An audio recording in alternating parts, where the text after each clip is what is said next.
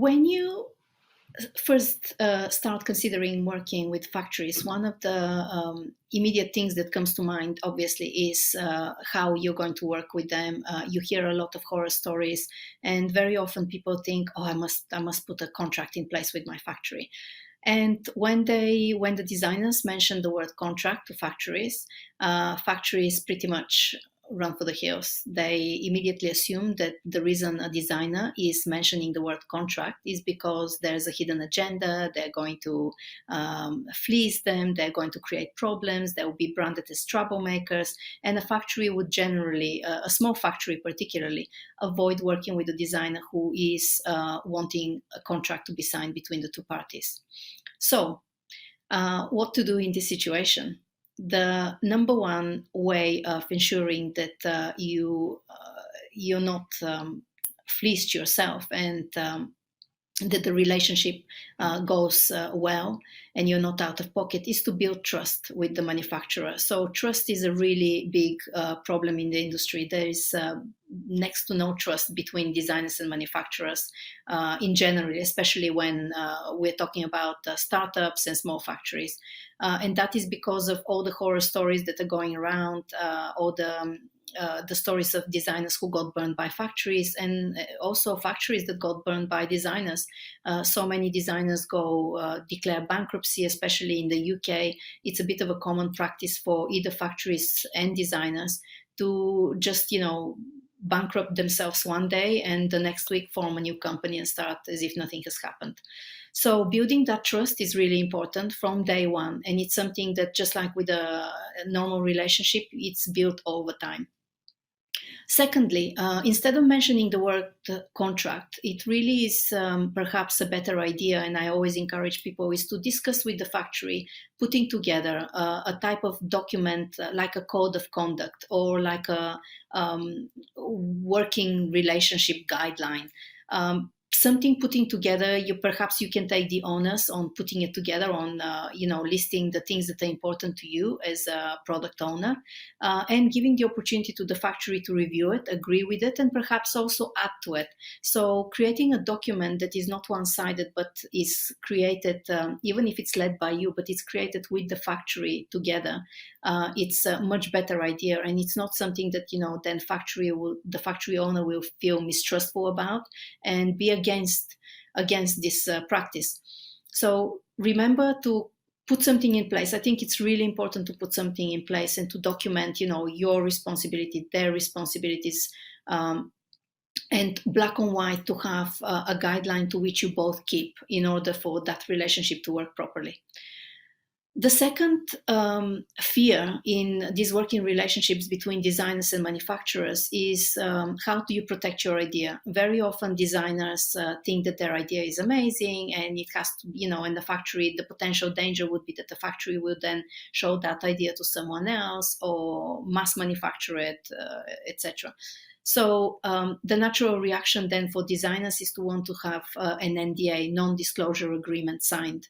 And some factories agree to it, others object to it. Now, I personally think that NDAs, these non-disclosure agreements, have been widely misunderstood by people, and just the acronym NDA just gets passed around, and people advise others to have them in place without really realizing what it means.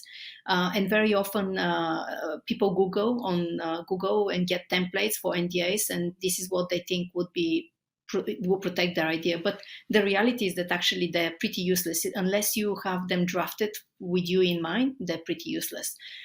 So my advice in these situations will be to either go to a lawyer and have a particular NDA drafted, or if you were to find something from the internet, read it thoroughly and customize it to yourself and to your situation. What is really important for an NDA is that the NDA, the non-disclosure agreement, defines what is so special about your idea, what is so unique about your idea, so that if the factory was to copy it, how would you determine that it was this factory who let your idea out of the factory in a way, or that copied it or gave it to someone else? What is it that is so specific that only you communicated to the factory and only they know, and by disclosing it they have betrayed your trust and you can then take legal action against them?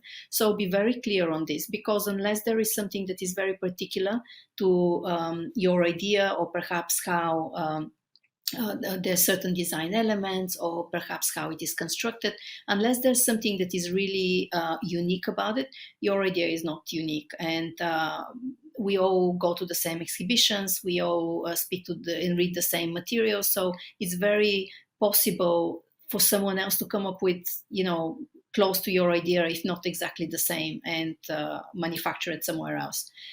Secondly, it is really important that if you were to go down the road of creating a non-disclosure agreement where you are quite clear about what is so special about your idea, it is also very then important at that point to specify in the non-disclosure agreement for what period of time is this agreement binding. It is really not fair and correct to have a never-ending agreement, because we live in such a fast-paced society, with everything is being open and on the internet, with travel, with social media.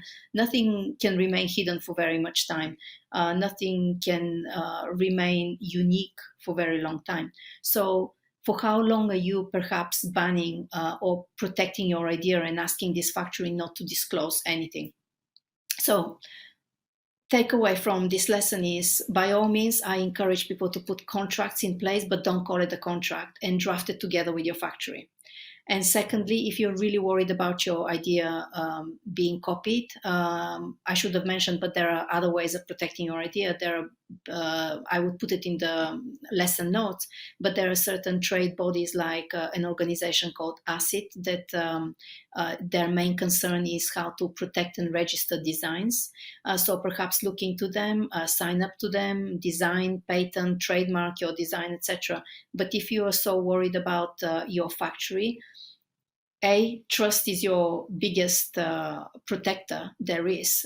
Build that trust. But if from the outset of a relationship you want a higher level of trust, by all means look into NDAs. Have someone draft one that is specific to you. Or if you are really set on getting one from the internet, just make sure you read it, that you understand it, and you customize it yourself. What is unique about your idea? What is that you want actually to protect against being copied, and for what period of time?